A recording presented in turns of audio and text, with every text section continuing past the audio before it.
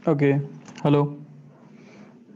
तो पिछली क्लास में हमने देखा था कि कैसे टू ब्लॉक्स दिए जाएं जो कि स्प्रिंग से अटैच्ड हों, और मान लो कि इनिशियली दोनों रेस्ट पर हैं।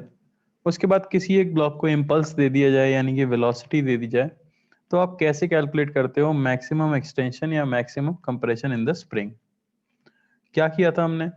सबसे पहले आपको निकालनी होगी सेंटर ऑफ मास की वेलोसिटी।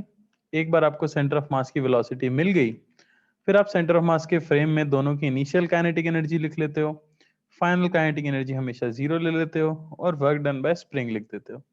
और वर्क एनर्जी थ्योरम लगा के हमें मैक्सिमम एक्सटेंशन या कंप्रेशन इन स्प्रिंग मिल जाता है कि नहीं? बेसिकली जो कॉन्सेप्ट आपको याद रखना है वो ये है कि स्प्रिंग के अंदर मैक्सिमम एक्सटेंशन या कंप्रेशन तब आएगा जब सेंटर ऑफ मास के फ्रेम में दोनों ब्लॉक्स किस पे आ जाएं? रेस्ट पर आ जाएं। ठीक है, किसी को कोई डाउट है इसमें? एक क्वेश्चन ट्राई कर लेते हैं, फिर किसी को डाउट होगा अगर तो फिर बता देना। ठीक है, तो मान लो एक ब्लॉक ये है, एक ब्लॉक ये है, तो ये ले लेता हूं मैं 2 kg का, ये ले लेते हैं 3 kg का। मान लो इसे स्पीड दी गई 20 मीटर पर सेकेंड जब स्प्रिंग की नेचुरल लेंथ थी, और इसे स्पीड यहाँ पे दी गई है, मान लेते हैं 10 मीटर पर सेकेंड।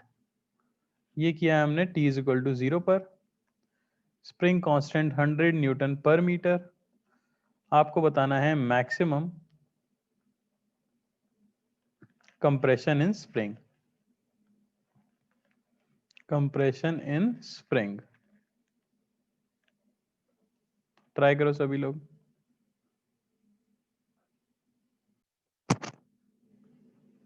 चलो देखो, सबसे पहले तो मैं क्या करूंगा, वेलोसिटी कैलकुलेट कर लूंगा सेंटर ऑफ मास की। मान लेते हैं राइट वाली डायरेक्शन पॉजिटिव है, तो वेलोसिटी ऑफ सेंटर ऑफ मास ये हो जाएगा m1 one into we one, यानी 3 into 20, plus m2 into v two, यानी कि 2 इंटू -10। माइनस क्यों? क्योंकि ऑपोजिट डायरेक्शन में जा रहा है।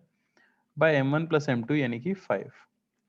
ये हुआ 60 माइनस 20 यानी 40/5, 8 मीटर पर सेकेंड। यानी सेंटर ऑफ मास की वेलोसिटी आपको मिल गई है कितनी? 8 मीटर पर सेकेंड।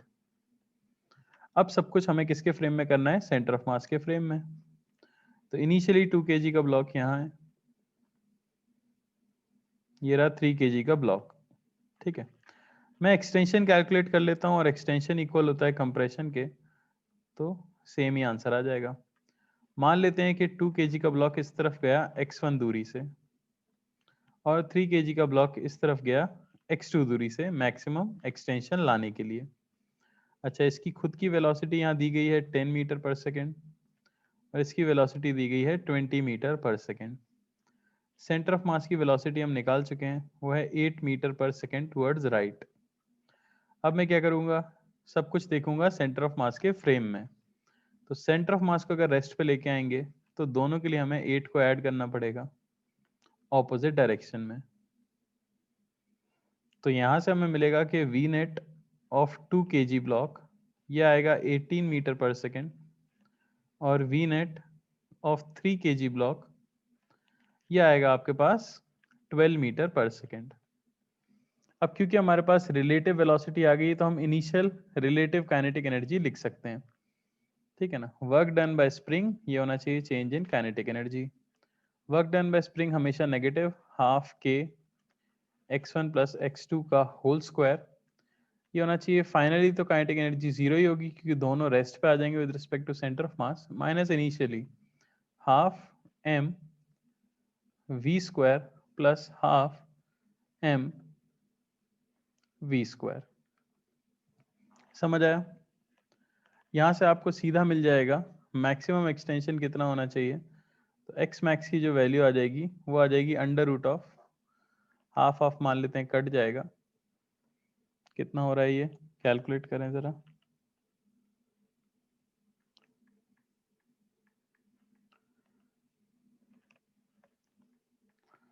ये हो रहा है हमारे पास 648 प्लस 432 अपॉन 100 का अंडर रूट। ये आ रहा है आपके पास क्या? मैक्सिमम कंप्रेशन या एक्सटेंशन इन द स्प्रिंग, यानी कि अंडर रूट ऑफ 10.8 मीटर। कोई डाउट किसी को? अगला टाइप जो इसमें आता है वो आ जाता है मैक्सिमम एक्सटेंशन या compression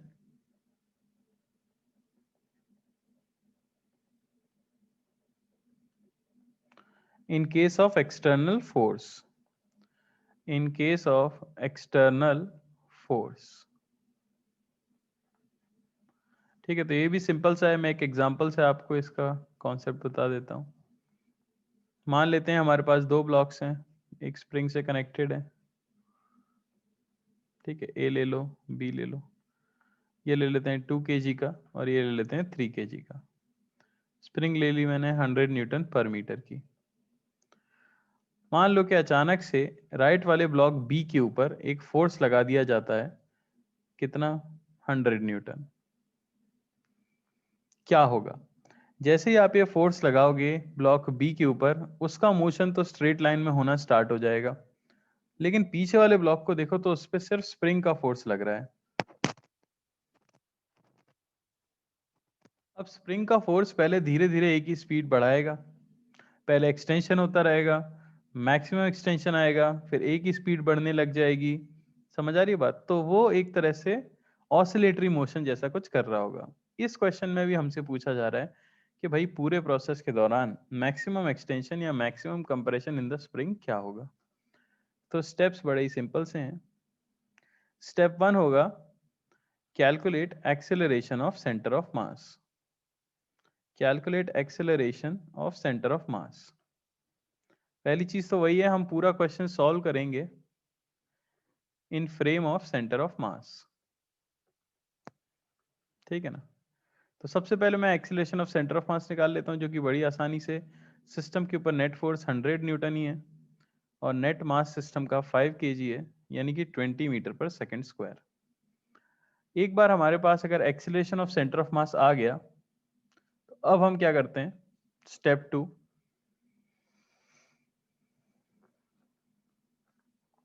apply work energy theorem in frame of centre of mass. क्या क्या है देखो जरा, यहां आपके पास एक 2 kg का ब्लॉक है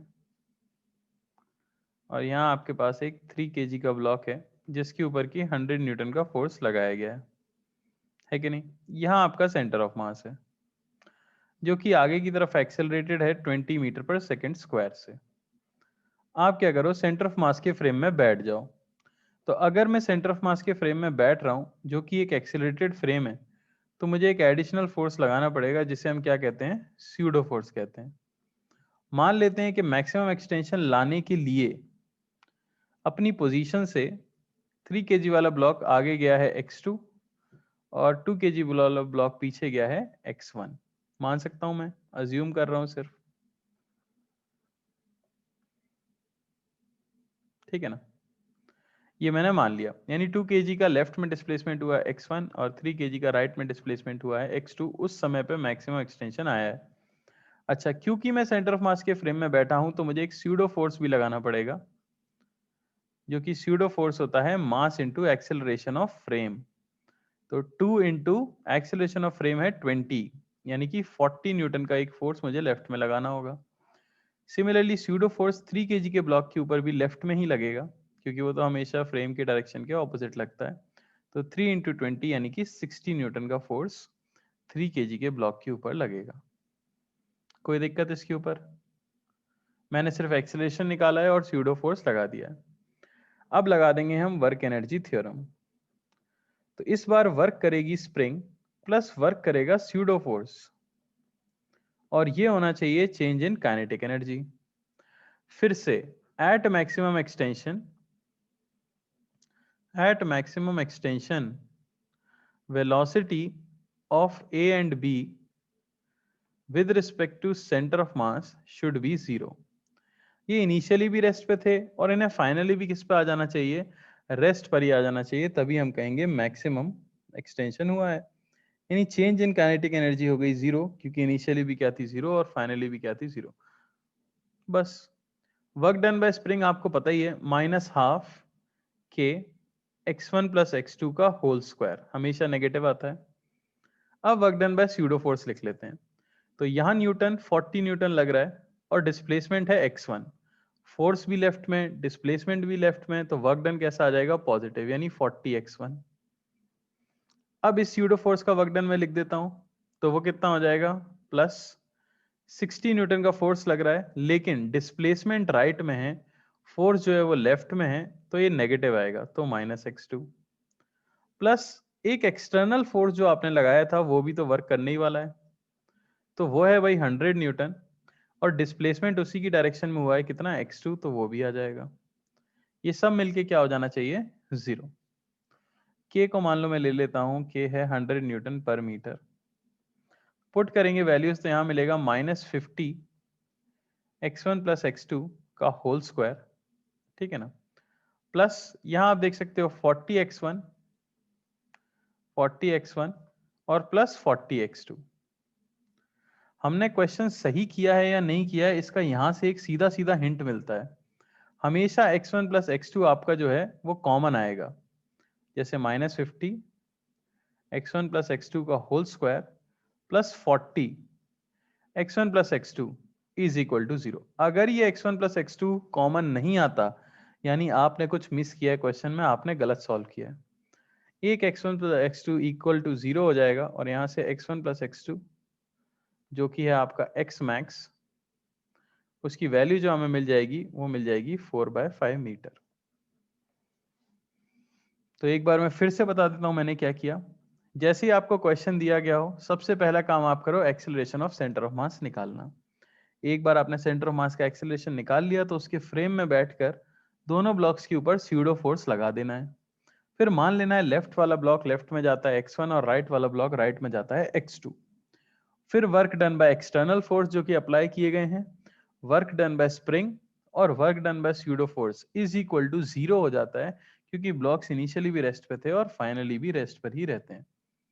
सारी वैल्यूज लिखनी है, x1 प्लस x2 कॉमन आएगा, वही आपका मैक्सिमम एक्सटेंशन। कोई डाउट किसी को?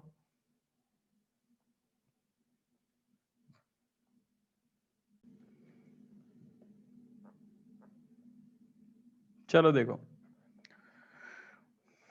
तो सबसे पहले तो निकाल लेते हैं एक्सेलरेशन ऑफ सेंटर ऑफ मास। तो वो तो आ जाएगा, नेट फोर्स है 50 अपॉन नेट मास है 10 kg, यानी 5 मीटर पर सेकेंड स्क्वायर। तो अब आप मान सकते हो कि ब्लॉक ए लेफ्ट में गया होगा कुछ x1 और ब्लॉक बी राइट में गया होगा कुछ x2। सेंटर ऑफ मास के फ्रेम पे अगर हम बैठ जाएं, तो एक्सेलरेशन राइट में आ रहा है 5 मीटर पर सेकेंड स्क्वायर, तो हमें एक स्यूडो फोर्स भी लगाना पड़ेगा। स्यूडो फोर्स की वैल्यू आती है मास इंटू एक्सेलरेशन, यानी 4 इंटू 5 20, इस पे लेफ्ट की तरफ 20 न्यूटन, और इसके ऊपर भी लेफ्ट की तरफ 5 इंटू 6 30 न्यूटन। बस अब आपको वर्क एनर्जी थ्योरम लगानी है। Work done by spring plus work done by external force plus work done by pseudo force should be equal to change in kinetic energy, जो कि 0 है। स्प्रिंग का work done -12 k x1 plus x2 का whole square, work done by external force 50 into x2, तो plus 50 into x2 plus work done by pseudo forces 30 लग रहा है left में, डिस्प्लेसमेंट है राइट में, तो 30 इंटू -x2 प्लस 20 लग रहा है लेफ्ट में और डिस्प्लेसमेंट भी है लेफ्ट में x1, दिस शुड बी 0। समझ आई बात? यहां से आपको वैल्यू मिली कितनी? 50 x1 प्लस x2 का होल स्क्वायर, ये इक्वल हो जाना चाहिए किसने? 20 x1 प्लस x2। और यहां से आपको x1 प्लस x2 की जो वैल्यू मिलेगी, जो कि मैक्सिमम एक्सटेंशन है, वो मिलेगी 2/5 यानी कि 0.4 मीटर। कोई डाउट किसी को?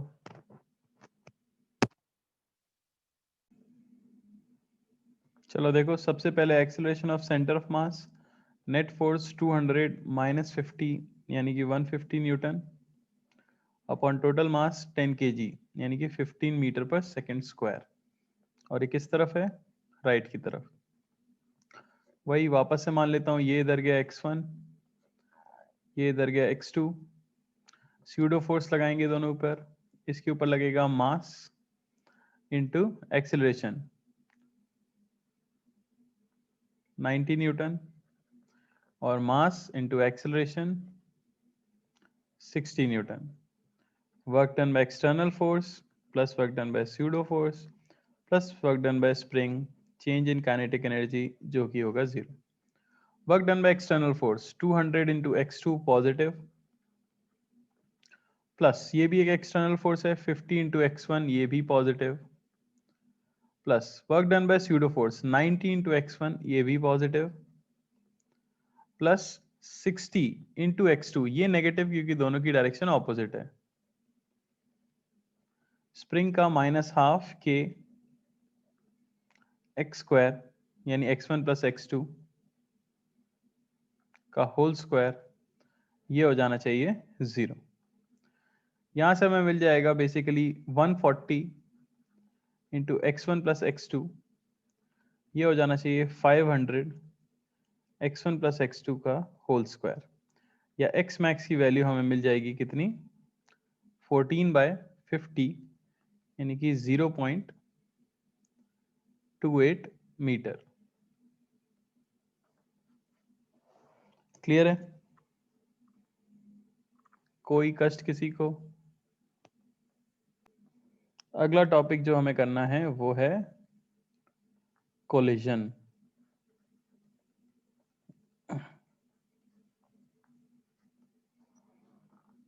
ठीक है, तो कोलिजन किसे कहा जाता है? जब दो या दो से ज्यादा ऑब्जेक्ट्स एक दूसरे से टकराती हैं तो उस प्रोसेस को आप क्या कहते हो? कोलिजन कहते हो. ठीक है ना? तो basically when two or more than two objects collide, this is called collision. तो कोलिजन एक इंपॉर्टेंट टॉपिक है. इसमें दो तरह के कोलिजन्स होते हैं. पहला कहलाता है हेड ऑन कोलिजन और दूसरा कहलाता है oblique collision. Head on collision का मतलब ये होता है ऑल कोलाइडिंग ऑब्जेक्ट्स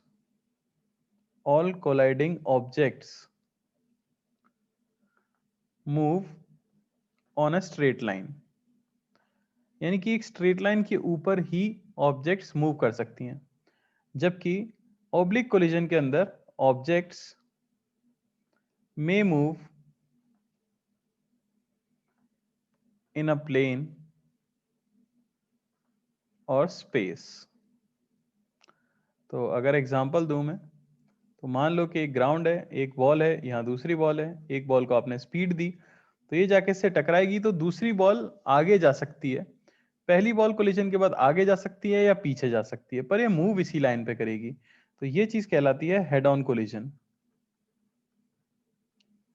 ठीक है.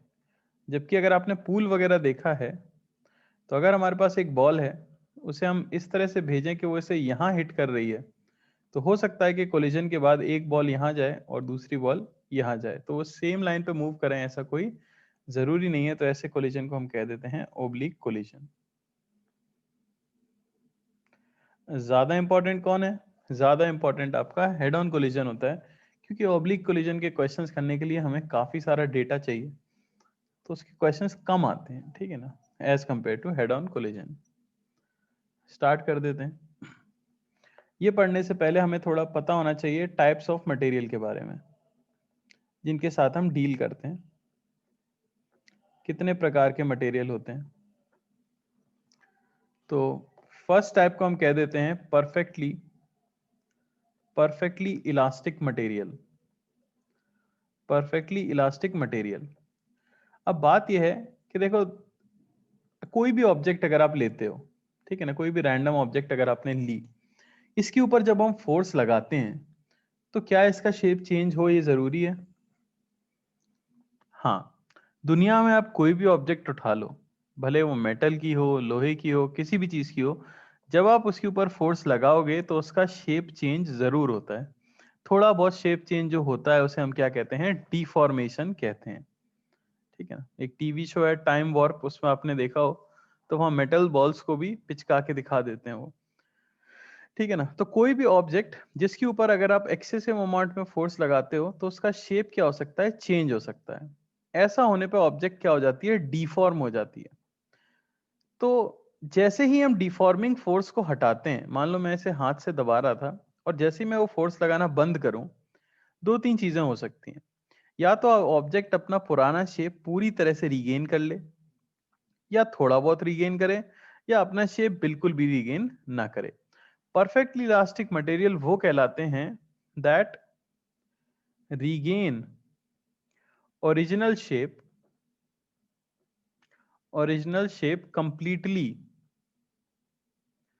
Completely on removing deforming forces, obviously ऐसी ऑब्जेक्ट दुनिया में एग्जिस्ट नहीं करती है, क्योंकि कोई भी चीज परफेक्ट नहीं हो सकती, तो परफेक्टली इलास्टिक भी नहीं हो सकती। क्लोज इनफ एग्जांपल अगर आपको चाहिए तो, अगर आपने एक स्पंज का बॉल देखा हो, स्माइली फेस बने हुए आते हैं आजकल, उनके ऊपर कारों में लोग रखते हैं, है कि नहीं। तो उसे अगर आप अपने हाथ में लो, कोई सी भी फॉर्म हो वो परफेक्ट नहीं हो सकती। हाँ, ऑलमोस्ट परफेक्ट होती है, लगभग परफेक्ट हो सकती है, पर कंप्लीटली परफेक्ट नहीं हो सकती। जैसे वो स्माइली वाला बॉल है, उसको अगर आप पिचका दो तो वो पूरा पिचक जाता है, और जैसे ही आप उसे छोड़ते हो वो तुरंत अपना शेप क्या कर लेता है, रीगेन कर लेता है।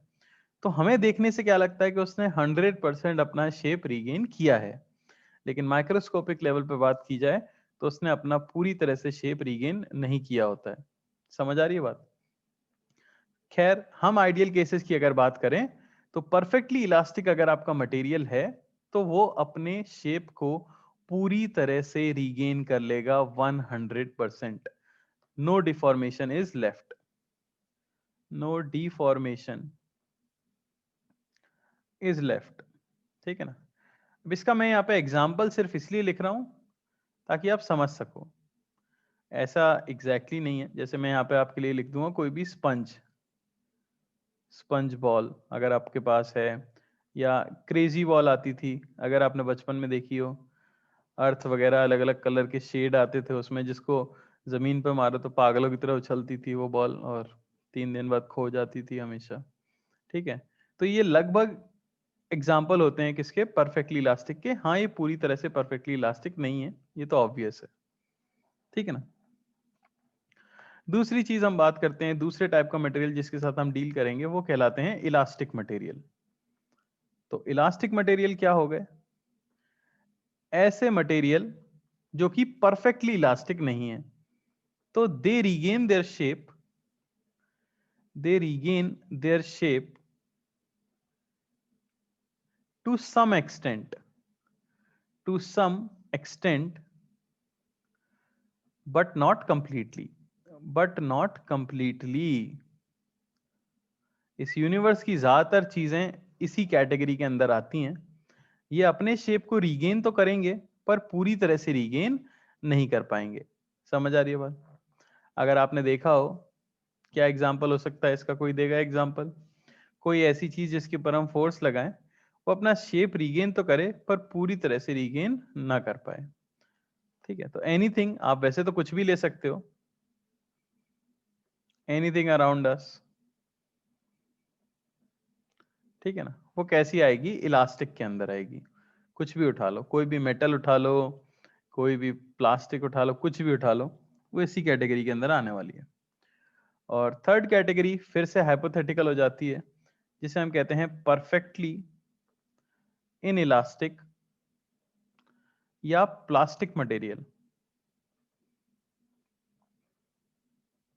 ये वो मटेरियल हैं जो अपना शेप रीगेन ही नहीं करते, do not regain their shape at all, at all. बात समझ आई। बिल्कुल भी नहीं अपना शेप रीगेन करने वाले हैं। बहुत अच्छा एग्जांपल इसका हो जाता है क्ले। अगर आपके पास मिट्टी की एक बॉल है, उस मिट्टी की बॉल को अगर आप पिचका देते हो और अपना हाथ हटा भी दो, तो वो कैसी रह जाती है भाई, पिचकी ही रह जाती है। समझ आ रहा है। तो ये हो जाती है क्या, परफेक्टली इनइलास्टिक। पूरी तरह से ये भी परफेक्टली इलास्टिक नहीं है, क्योंकि परफेक्टली इनइलास्टिक भी कुछ नहीं होता है। दुनिया में सारी चीजें इलास्टिक में ही आती हैं, पर हाँ, हम इनको एग्जाम्पल के तौर पे यूज कर सकते हैं। एक सिंपल सा एग्जांपल आप समझ सकते हो कि मान लो मेरे पास एक बॉल है, ठीक है ना, जैसे मैंने आपको बताया क्रेजी बॉल, उसको अगर नीचे मारा जाए तो वो काफी ज्यादा उछलती है, तो उससे आप याद रखो इलास्टिक। फिर आपको चाहिए, सॉरी, परफेक्टली इलास्टिक। फिर आपको चाहिए अगर इलास्टिक, तो अगर आपने क्रिकेट खेला है तो आपने अगर उसके अंदर बॉल देखी है, लेदर बॉल, तो उसको अगर आप ड्रॉप करोगे तो वो उतनी हाइट तक वापस नहीं आता, कम हाइट तक वापस उछल के आता है, क्योंकि वो टाइट मटेरियल की बनी हुई है, तो वो आ जाते हैं इलास्टिक के अंदर। और परफेक्टली इलास्टिक यानी अपना शेप रिगेन ही ना कर पाए, तो इसमें आप कोई भी चीज ले सकते हो। एक मिट्टी की बॉल लो, उसे जमीन पर कस के मारो, क्या होगा? पिचक जाएगी, चपटी हो जाएगी, वापस तो आती नहीं कभी। अंडा जमीन पे मार दो, क्या होगा? फट जाएगा, वापस तो इकट्ठा होता नहीं होगा, ठीक है ना। तो ये सभी एग्जांपल हो जाते हैं किसके? परफेक्टली इनइलास्टिक मटेरियल के। कोई डाउट किसी को? तो इन्हीं के बेसिस पे टाइप ऑफ कोलिजन भी होते हैं, ठीक है ना। टाइप ऑफ कोलिजन, सबसे पहले हम आइडियल केस पढ़ेंगे, जो हो जाता है आपका परफेक्टली इलास्टिक कोलिजन।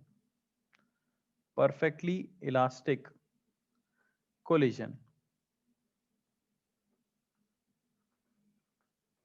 तो ये उन्हीं ऑब्जेक्ट्स के बीच में होगा जो ऑब्वियसली परफेक्टली इलास्टिक होंगी। मान लेते हैं हमारे पास दो ऑब्जेक्ट्स थी, ए और बी, ठीक है ना। यहां मैं हेड ऑन कोलिजन की बात कर रहा हूं।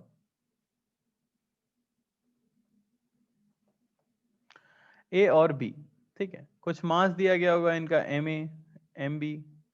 मान लेते हैं बी जो है वो रेस्ट पे दिया गया है, और ए जो है वो आगे चल के आ रहा है किसी स्पीड यूए से।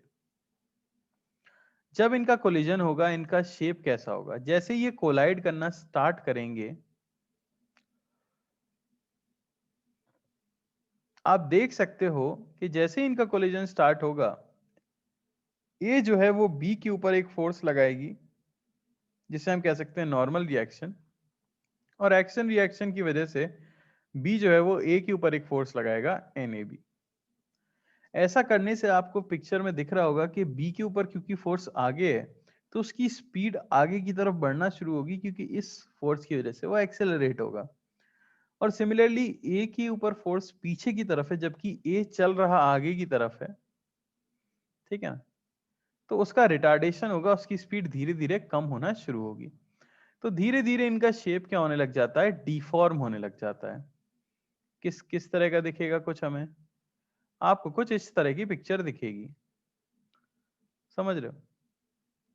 ए और बी, यहाँ इसकी स्पीड कुछ कम हो गई होगी यू ए डैश, इसकी स्पीड कुछ बढ़ गई होगी यू बी डैश।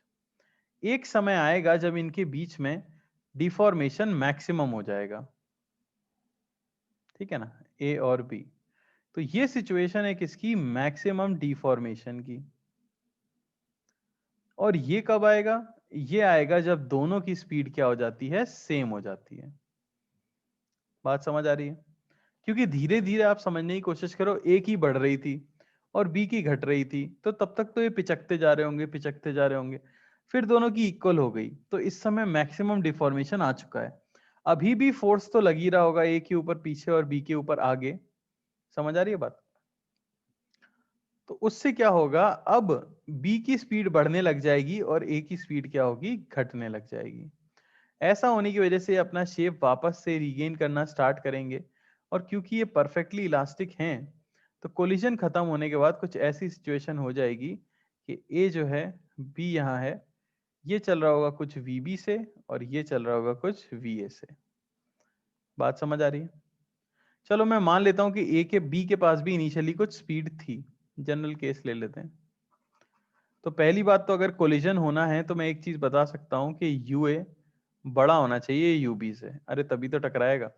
अगर पीछे वाला तेज नहीं चलेगा तो कभी टकराएंगे ही नहीं।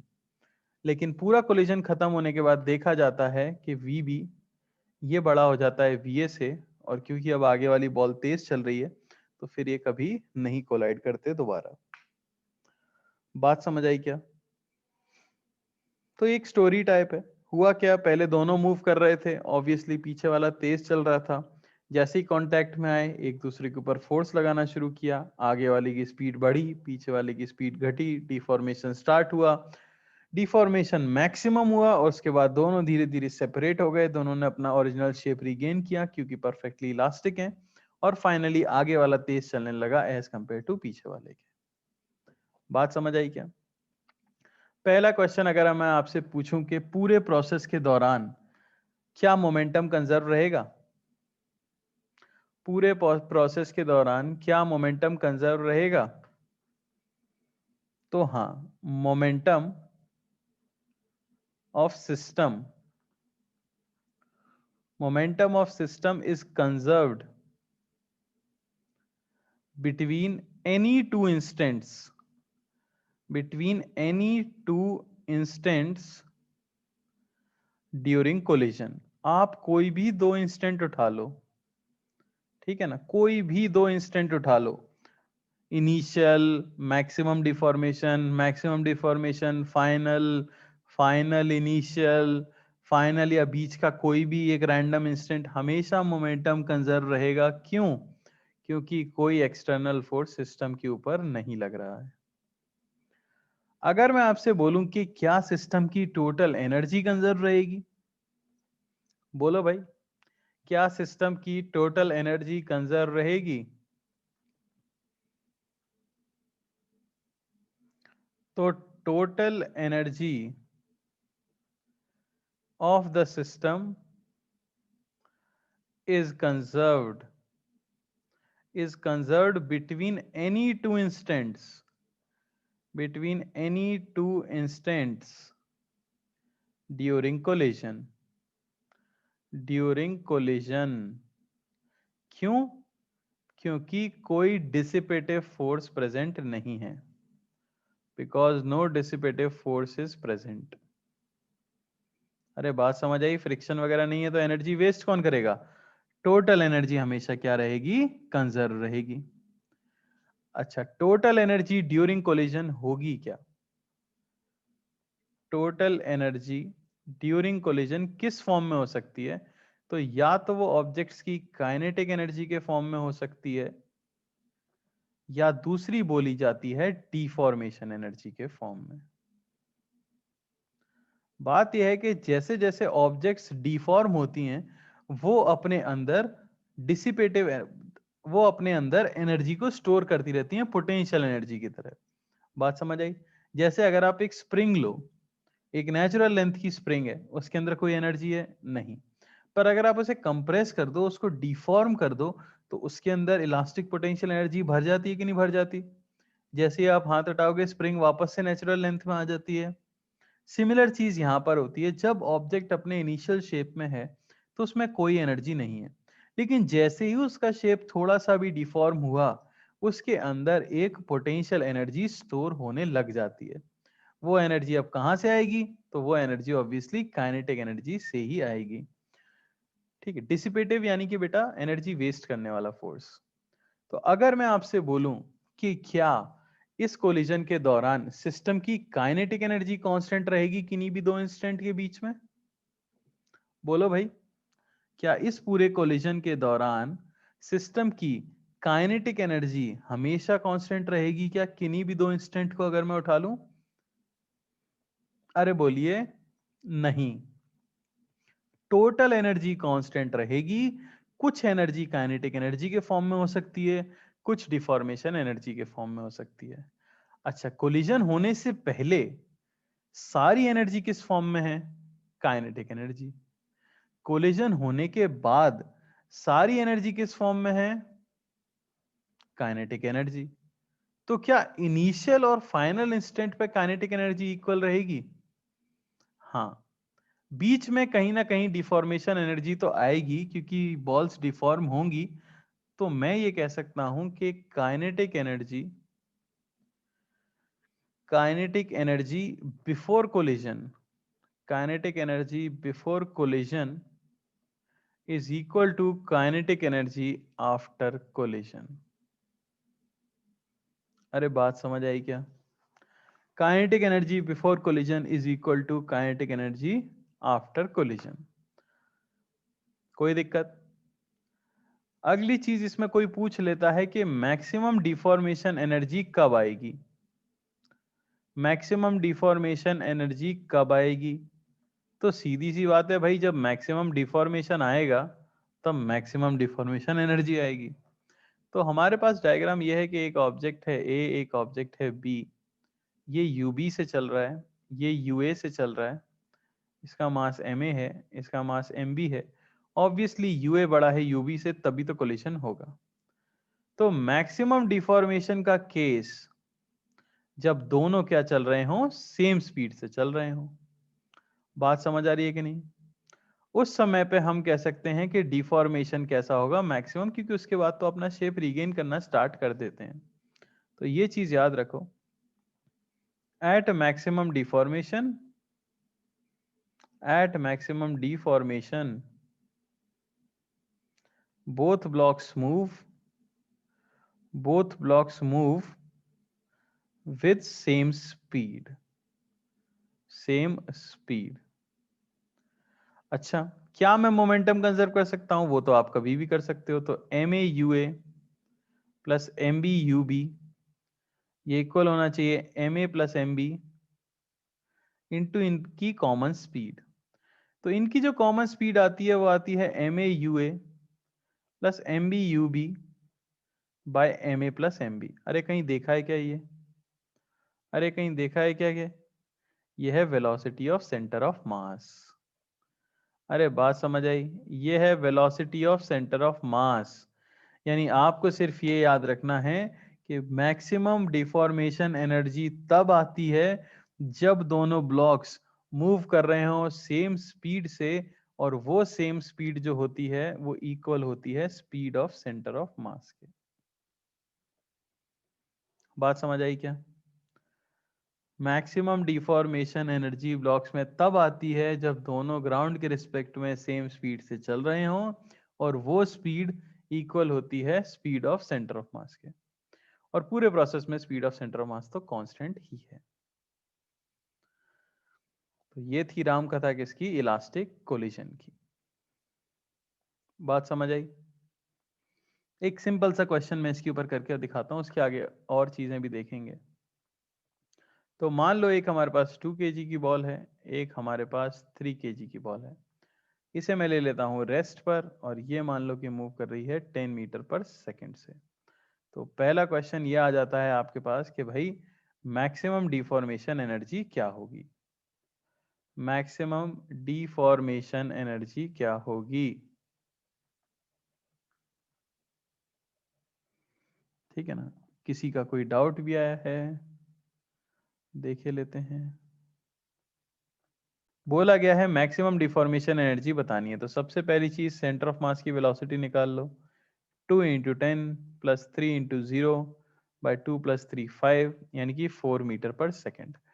तो when velocity of A is equal to velocity of B is equal to velocity of center of mass is equal to 4 metre पर सेकेंड, ये सिग्निफाई करता है मैक्सिमम डिफॉर्मेशन। मैक्सिमम डिफॉर्मेशन, अरे है कि नहीं? अब मैं एक चीज लगा सकता हूं कि total energy initially should be equal to total energy at maximum deformation, क्योंकि टोटल एनर्जी तो किन्हीं भी दो इंस्टेंट में सेम रहने वाली है। Initially kinetic energy half m v square, दूसरे में तो काइनेटिक एनर्जी है नहीं, और दोनों क्योंकि सेपरेटेड हैं तो दोनों में कोई डिफॉर्मेशन भी नहीं है, तो डिफॉर्मेशन एनर्जी भी क्या है? 0। अरे बात समझ आई क्या?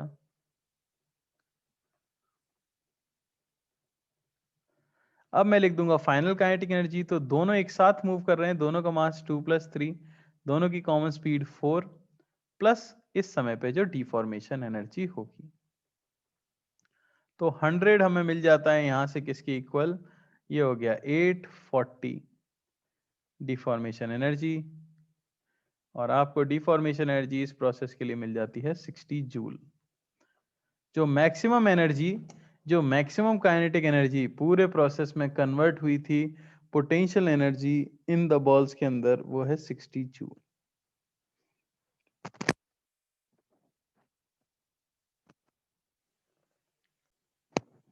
तो आगे फाइनल चीज देख लेते हैं, जिसमें कहा जाता है calculating speed after collision, speed after collision, ठीक है ना। तो मान लो कि ये दो ब्लॉक्स हैं आपके पास, MA MB, UB UA, UA is greater than UB, और इनका होता है perfectly elastic collision. Perfectly elastic collision के बाद फाइनली मैं मान लेता हूं कि ये चल रहा है भाई VA से और ये चल रहा है भाई VB से। तो आपको फाइंड क्या करना है क्वेश्चन में, आपको फाइंड करनी है VA और VB, यानी दोनों की final velocity after the collision. इसके लिए कोई फॉर्मूला नहीं लिखाऊंगा मैं, आपको सिर्फ लॉजिक लगाना है। सबसे पहली इक्वेशन देखो, दो अननोन है VA और VB, तो दो इक्वेशन चाहिए। पहली इक्वेशन हमेशा याद रखना, आप बनाते हो मोमेंटम कंजर्वेशन से, रट लो ये स्टेप्स। मोमेंटम कंजर्वेशन से ये आपको हमेशा देगा इक्वेशन नंबर 1। क्या हो जाएगी, ये हो जाएगी MAUA प्लस MBUB, ये हो जाना चाहिए MAVA प्लस MBVB। ये हो गई इक्वेशन नंबर 1। सेकेंड इक्वेशन मैं कहां से लाऊंगा, कोई मुझे बता सकता है क्या? मुझे एक और इक्वेशन चाहिए क्योंकि दो अननोन है, तो सेकेंड इक्वेशन मैं कहां से ला सकता हूं, बोलो। तो एक तो आप एनर्जी कंजर्वेशन से ला सकते हो, लेकिन हम एक ऐसा कॉमन प्रोसेस ढूंढना चाह रहे हैं जो हम हर टाइप के कोलिजन में लगा सकें। यहां पे हमें दिख रहा है ये परफेक्टली इलास्टिक था, इन्होंने अपना शेप पूरी तरह से रिगेन किया, इसलिए इनके पास फाइनली सेम काइनेटिक एनर्जी आ गई एज इनिशियल।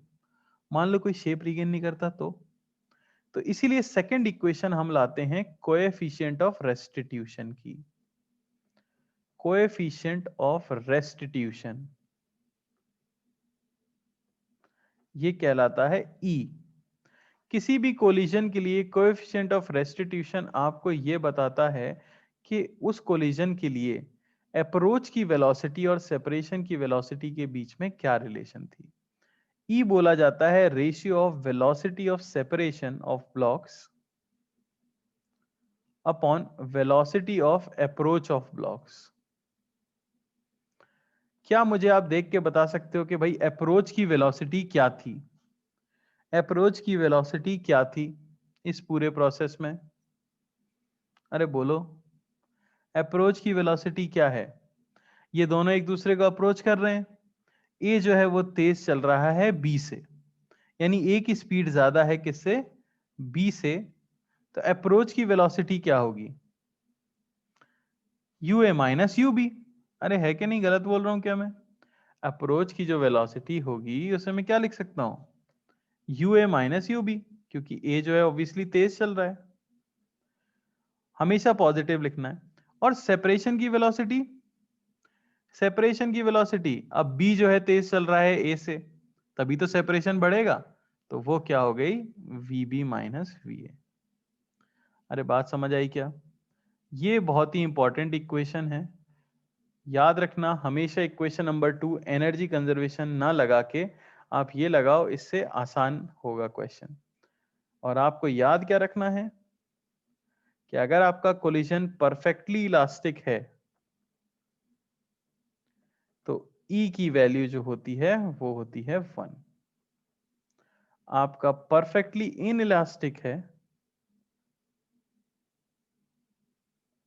तो E की वैल्यू होती है 0, यानी कि वेलोसिटी ऑफ सेपरेशन 0। अरे हाँ, परफेक्टली इनइलास्टिक यानी अपना शेप रीगेन ही नहीं करेंगे। अगर रीगेन नहीं करेंगे इसका मतलब कि वैसे ही शेप में रह जाएंगे, पिच के ही रह जाएंगे। और तीसरा जो हमारा होता है इलास्टिक कोलिजन, जो कि दुनिया में पाया जाता है, तो उसके लिए जो E है वो आपका 0 से लेके 1 के बीच में कुछ भी हो सकता है। समझ आई बात? इंपॉर्टेंट पॉइंट यही बताता है ये कि फाइनली नो डिफॉर्मेशन एनर्जी, इस केस में नो डिफॉर्मेशन एनर्जी रहती है। इस केस में फाइनली मैक्सिमम डिफॉर्मेशन एनर्जी रहती है परफेक्टली इलास्टिक में, और इसमें finally there is some deformation energy, थोड़ी सी डिफॉर्मेशन एनर्जी रह जाती है। अरे बात समझ आई क्या? बस तो इन दो इक्वेशंस को अगर मैं यूज कर लूं तो मैं क्वेश्चन सॉल्व कर सकता हूं। अब मैं एक पूरा क्वेश्चन आपको सॉल्व करके दिखाता हूं, ठीक है ना, जो जो चीजें आपसे पूछी जा सकती हैं। तो मान लो ये ए है और ये बी है, इसको ले लेते हैं रेस्ट पे, और ये मान लो मूव कर रहा है 10 मीटर पर सेकेंड से। इसको ले लेते हैं 2 kg का, इसको ले लेते हैं 4 kg का। E की वैल्यू 1 दे दी गई है। E की वैल्यू 1 देने का मतलब है कि हमने कह दिया है कि कोलिजन कैसा है भाई, परफेक्टली इलास्टिक कोलिजन है। क्वेश्चन है, पहला पार्ट आपको बताना है final speed of A and B. दूसरी चीज आपको बतानी है फाइनल डिफॉर्मेशन एनर्जी, और तीसरी चीज आपको बतानी है maximum deformation energy during collision. ठीक है, आपको सॉल्व नहीं करना है, मैं एक एग्जांपल करके दिखा रहा हूं, उसके बाद आपको बहुत मौके मिलेंगे सॉल्व करने के लिए। ठीक है, तो देखो भाई, हमेशा मैं तो एक पैटर्न फॉलो कर लेता हूं, कई बच्चों को यहाँ पे दिक्कतें होती हैं जीवन में, इसलिए हमेशा बेटर होगा कि एक सेट ऑफ रूल्स बना लो और उनको हमेशा फॉलो करो। ठीक है, तो एक हमारे पास ए है, एक हमारे पास बी है, 4 kg और ये 2 kg, ये इधर आ रहा है 10 मीटर पर सेकेंड से। हमेशा फाइनल स्टेट बनाओ आफ्टर कोलिजन क्या होगा। पूरा कोलिजन होने के बाद आपको सिचुएशन माननी होती है। मैं हमेशा रिकमेंड करूंगा आप दोनों को ही राइट में चलता हुआ ही मानो, इसको VB से, इसको VA से। ऐसा मानने से क्या फायदा है कि वेलोसिटी ऑफ सेपरेशन हमेशा VB माइनस VA आती है, तो हम रट सकते हैं इसे। ठीक है ना, अगर आप ऐसा मान लोगे कि टकराने के बाद ए लेफ्ट में जाने लगा, तो फिर velocity of separation VA plus VB आ जाएगी, क्योंकि दोनों सेपरेशन बढ़ा रहे होंगे, है ना। तो इसलिए हमेशा फाइनल स्टेट तो यही मानो आप, और ये चीज याद रखो, वेलोसिटी ऑफ सेपरेशन यही होगी। पहली इक्वेशन मोमेंटम कंजर्वेशन से, तो 2 इंटू 10 प्लस 4 इंटू 0, ये होना चाहिए 2 into VA plus 4 into VB। बात समझ आई? यहां से मुझे मिल गया है सीधे सीधे VA plus 2VB is equal to 10। ये हो गई आपकी इक्वेशन नंबर 1। दूसरी हम बनाएंगे कोएफिशिएंट ऑफ रेस्टिट्यूशन की, E जो है 1, ये होना चाहिए velocity of separation by velocity of approach. तो कोलिजन के बाद हमेशा VB माइनस VA ही आएगा। अपॉन अप्रोच कितने से हो रही थी, ये तो रुका हुआ था, ये इसके पास आ रहा था 10 से, तो दूरी कम हो रही है 10 से।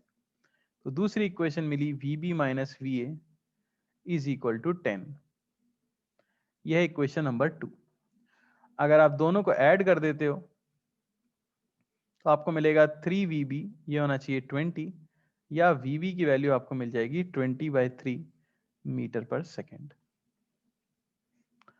पुट कर देते हैं अगर हम वैल्यू, VA मुझे मिल जाएगा -10/3 मीटर पर सेकेंड। माइनस साइन क्या बता रहा है भाई, डर तो नहीं गए? माइनस साइन क्या बता रहा है? माइनस साइन ये बता रहा है कि बॉस आपने जो माना था कि ए कोलिजन के बाद राइट में जा रहा होगा, एक्चुअली ए राइट में नहीं जा रहा है, ए कहां जा रहा है, लेफ्ट।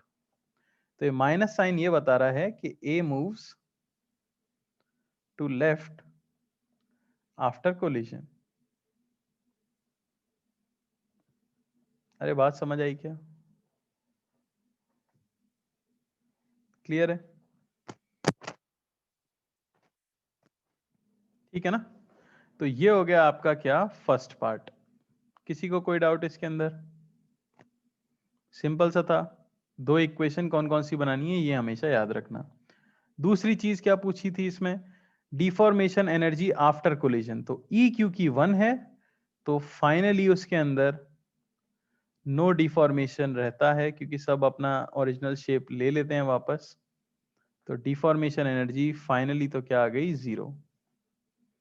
अच्छा, पर मैक्सिमम पूछी है तो वो 0 नहीं होगी, क्योंकि मैक्सिमम बीच में कहीं ना कहीं तो आई ही होगी। बात समझ आ रही है? तो ये 2 kg, ये इधर जा रहा था 10 मीटर पर सेकंड से, ये आपका 4 kg, ये बैठा हुआ था रेस्ट पे। आपको पता है जब मैक्सिमम डिफॉर्मेशन होगा, जब मैक्सिमम डिफॉर्मेशन होगा उस समय पे दोनों सेम स्पीड से चल रहे होंगे, है कि नहीं? सेम स्पीड से चल रहे होंगे, और वो स्पीड होगी वेलोसिटी ऑफ सेंटर ऑफ मास। तो वही मैं कैलकुलेट कर लेता हूँ, 2 इंटू 10 प्लस 4 इंटू 0 अपॉन 6। कितना मिल जाएगा भाई हमें ये? 10/3 मीटर पर सेकेंड। तो बस डिफॉर्मेशन एनर्जी क्या हो जाएगी उसके लिए? Total energy initial is equal to total energy at maximum deformation. K initial plus deformation energy initial, ये होना चाहिए kinetic energy at maximum deformation plus deformation energy at maximum deformation. Initially kinetic energy half m into V square, plus दूसरे की 0 है, कोई deformation energy भी नहीं है। फाइनली दोनों सेम स्पीड से चल रहे हैं, तो हाफ 2 प्लस 4 इंटू 10/3 का whole square plus maximum deformation energy. Deformation energy maximum की वैल्यू आती है 100 माइनस 100/3, यानी कि 200/3 जूल। तो ये था पूरा क्वेश्चन। कोई डाउट किसी को? ठीक है, तो वेलोसिटी ऑफ अप्रोच और वेलोसिटी ऑफ सेपरेशन का फंडा क्लियर होना चाहिए। कैसे कैलकुलेट करते हैं? हमेशा पॉजिटिव वैल्यू ही आंसर देते हैं हम लोग। ठीक है, एक सवाल कर डालते हैं फिर इसके ऊपर। ये आपका ग्राउंड, ये आपकी 2 बॉल, ये ए है, ये बी है, ये 2 kg, ये 3 kg। मान लो कि ये जा रही है आगे 20 मीटर पर सेकंड से, ये जा रही है 10 मीटर पर सेकंड से। ई की वैल्यू 1 दी हुई है। आपको बतानी है speed of A after collision. बताइए।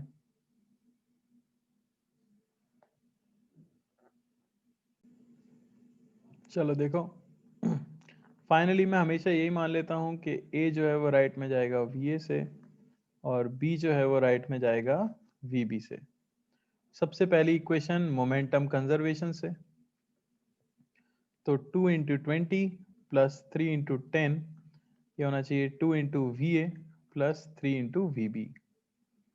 तो यहाँ से हमें इक्वेशन मिली 2 VA प्लस 3 VB, ये हो जाना चाहिए, ये हुआ 40 प्लस 30 यानी कि 70। यह equation number 1। Equation 2 coefficient of restitution, तो E है 1, ये होना चाहिए वेलोसिटी ऑफ सेपरेशन। सेपरेशन की वेलोसिटी हमेशा VB minus VA upon approach, तो अप्रोच की वेलोसिटी हमें दिख रही है साफ 10। तो इक्वेशन 2 मिली VB minus VA is equal to 10। दोनों नीचे वाली इक्वेशन को 2 से मल्टीप्लाई करके ऐड कर दिया जाए, 1 प्लस 2 इंटू 2, तो आपको यहां से जो मिलेगा वो मिल जाएगा 5VB। ये इक्वल होना चाहिए 90 के, और यहाँ से VB की वैल्यू आपको मिलती है 18 मीटर पर सेकेंड। हमें चाहिए थी ए की वेलोसिटी, पुट कर दो इक्वेशन 2 में, VA आपको मिल जाएगा 8 मीटर पर सेकेंड। अरे है ना एकदम हलवा। कोई डाउट किसी को? बोलो। नहीं तो एक सवाल और हो जाए फटाफट।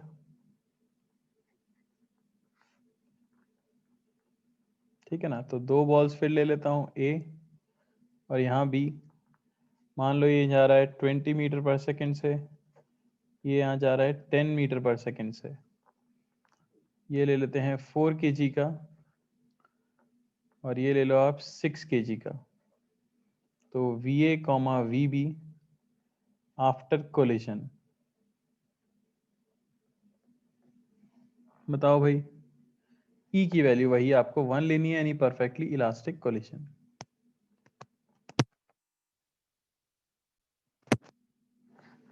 चलो देखो, तो सबसे पहले तो मैंने क्या किया कि पॉजिटिव डायरेक्शन मानी राइट की तरफ, और फाइनल सिचुएशन क्योंकि मैं हमेशा यही मानता हूं, तो ये बी ये ए मैंने माना ये जाएगा वीबी से राइट में और ये जाएगा वीए से राइट में आफ्टर कोलिजन, ठीक है ना। तो इनिशियल मोमेंटम अगर हम लिखें तो हो जाएगा 4 इंटू 20 प्लस 6 इंटू -10, क्योंकि वेलोसिटी लेफ्ट में है और मैंने राइट डायरेक्शन पॉजिटिव ली है, ठीक है ना। ये होना चाहिए final momentum 4 into v A plus 6 into v B, है कि नहीं। यहां से आपको मिलता 2 VA प्लस 3 VB, ये इक्वल होना चाहिए 10, ये आपकी इक्वेशन नंबर 1।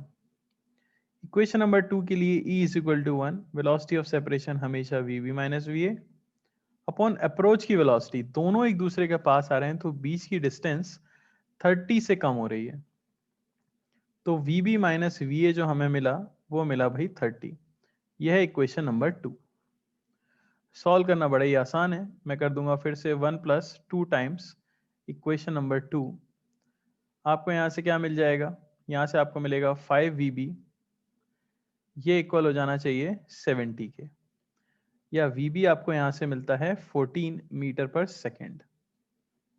अगर आप वैल्यू पुट करते हो तो VA आपको मिलता है -16 मीटर पर सेकेंड, या -16 आपको बताना चाह रहा है कि A moves at 16 मीटर पर सेकेंड टू लेफ्ट, है कि नहीं। तो ये थी सबसे बेसिक प्रॉब्लम जो कि कोलिजन के ऊपर आ सकती है। अब इसमें और भी कुछ टाइप्स होते हैं, कुछ डायरेक्ट रिजल्ट्स होते हैं जो हमें याद रखने होते हैं परफेक्टली इलास्टिक के, फिर नॉर्मल इलास्टिक कोलिजन, और फिर परफेक्टली इन इलास्टिक कोलिजन। वो सब कुछ हम देखेंगे आगे वाली क्लास में, ठीक है।